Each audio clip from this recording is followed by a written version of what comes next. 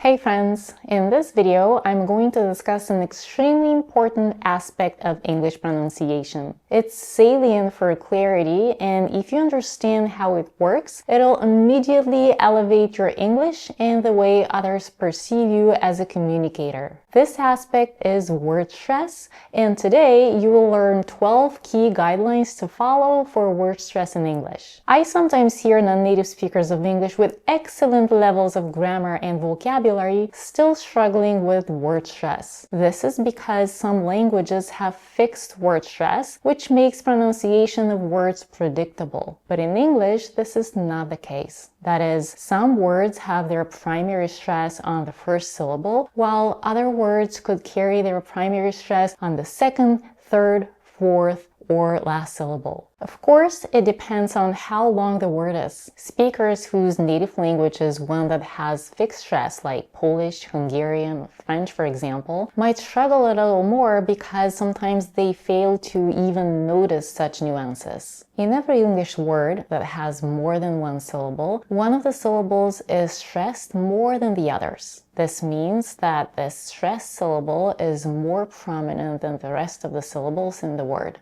The remaining syllables may be unstressed or have a secondary stress. For example, in the word sofa, the first syllable, so, has the primary stress, while the second syllable, f, is unstressed.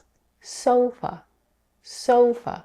In the word Japanese, the last syllable, knees, has the primary stress. The first syllable, ja, has the secondary stress, and the second syllable, p, is unstressed.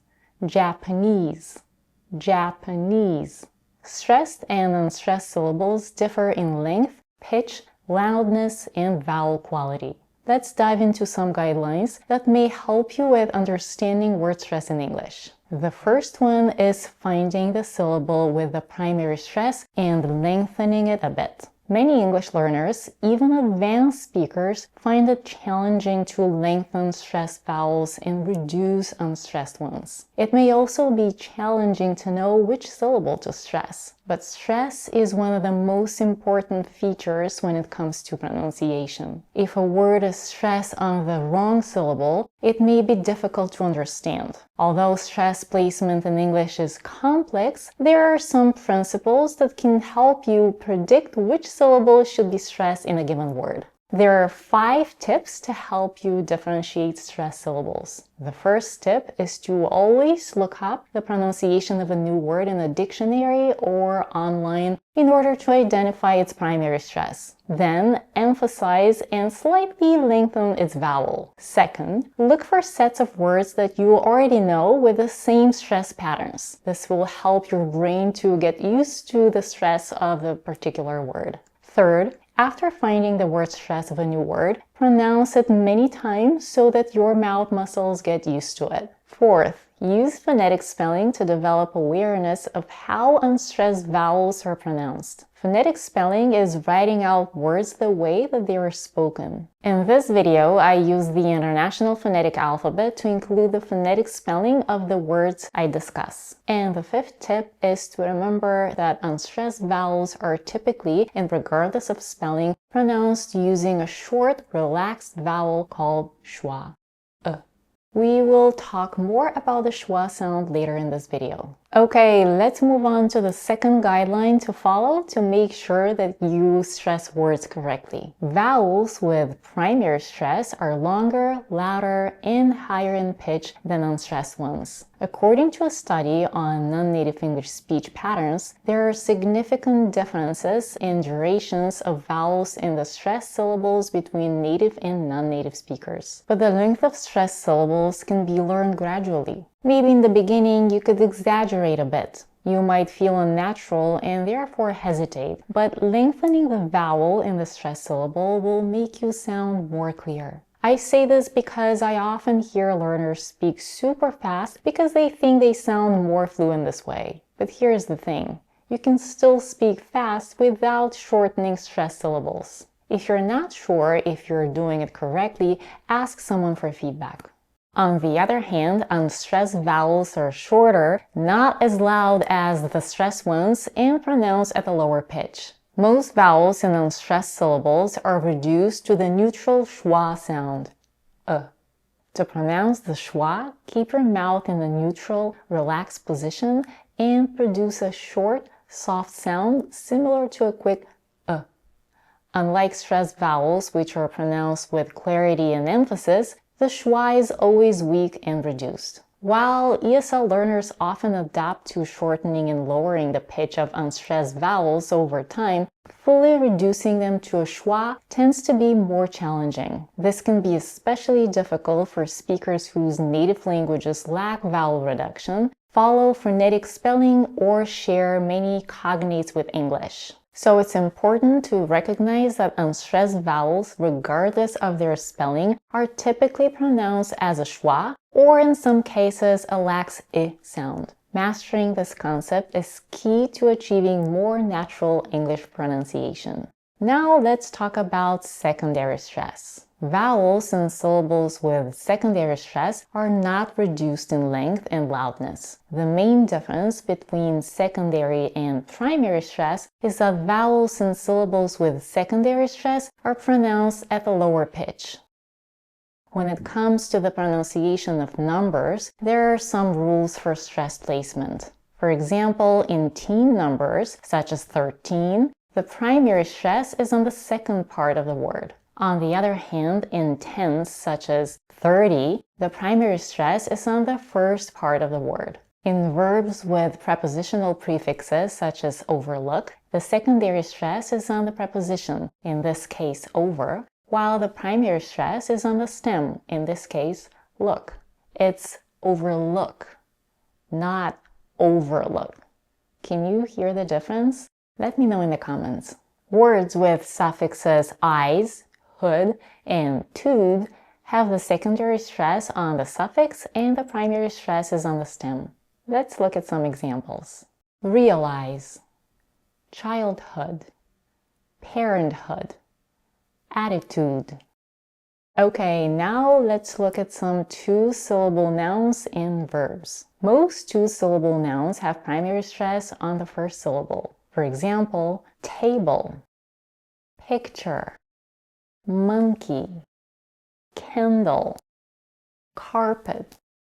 The situation with two-syllable verbs is more divided. About 60% of them have primary stress on the second syllable, like succeed, perform, compose, combine. But the rest, about 40% of two-syllable verbs, have the primary stress on the first syllable. For example, follow, enter, manage, listen. If the last syllable contains a diphthong, which is two vowel sounds within the same syllable, or a long vowel, then stress will often fall on this last syllable. For example, decide, contain, repeat.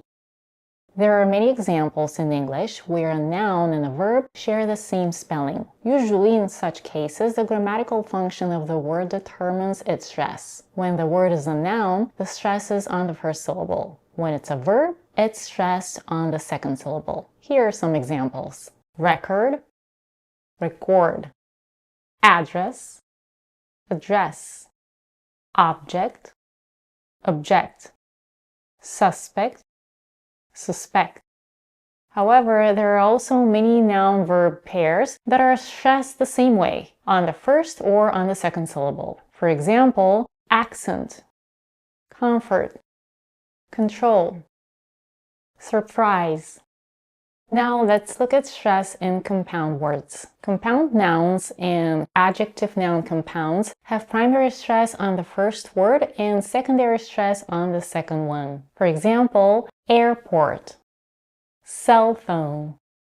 When compound words are formed from a prepositional prefix and a base verb, the stress patterns depends on whether the result is a verb, noun, or adjective. We can categorize them into three main types. For compound verbs, stress typically falls on the base verb. For example, outlive, overeat, understand, For compound nouns or adjectives, the stress typically falls on the first syllable of the compound. For instance, outlook, overtime, underground, backbone. For certain compound adjectives or nouns, stress can fall on either syllable depending on the context or emphasis. These words tend to have more flexible stress patterns. Here are some examples. Indoors or indoors, outdoors or outdoors, inside or inside, outside or outside. And as you might know, Americans love abbreviations, so we can omit them when we talk about stress. When there are 2 or more letters in an abbreviation, the last letter has the heaviest stress and higher pitch. Here are some examples. CNN, ATM, NBC, and some common ones from everyday life. OMG, BRB, FYI.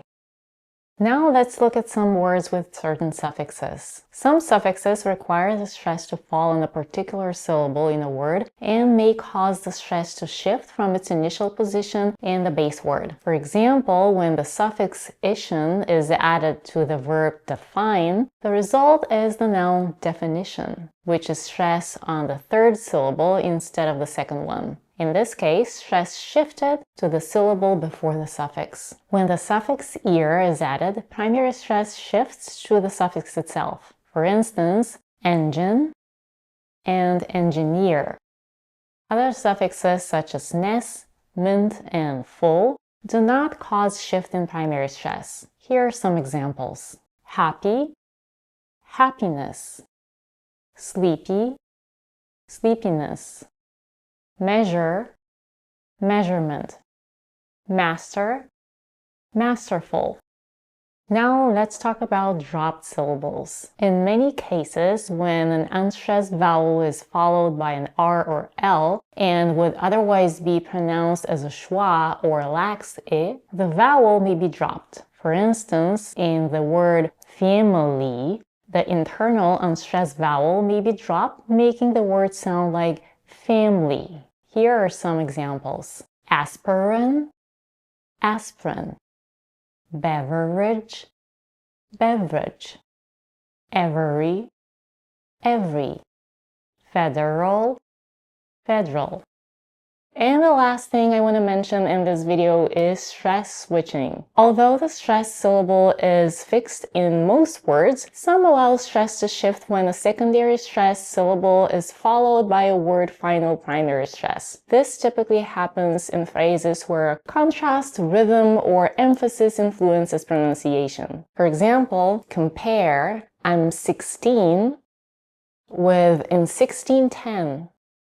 In the latter, the stress shifts to maintain a natural rhythm within the phrase. Similarly, New York becomes New York City because the added word affects the overall stress pattern in the phrase. Although stress switching isn't a top priority for pronunciation clarity, recognizing it can help you develop a more natural and intuitive sense of English rhythm as you become more advanced. Guys, this is a lot of information, and I'm definitely not saying that you have to memorize everything on the spot. All this will become more natural with time. But just be aware that there are rules, and remember to check new words, not only for vowels and consonants, but also for stress. As I said in the beginning of this video, learning stress is crucial for fluency. When you learn how to lengthen and reduce vowels when needed, you will sound more clear and natural. However, this process may take longer depending on how well you can recognize stress syllables in speech, so be patient and kind to yourself.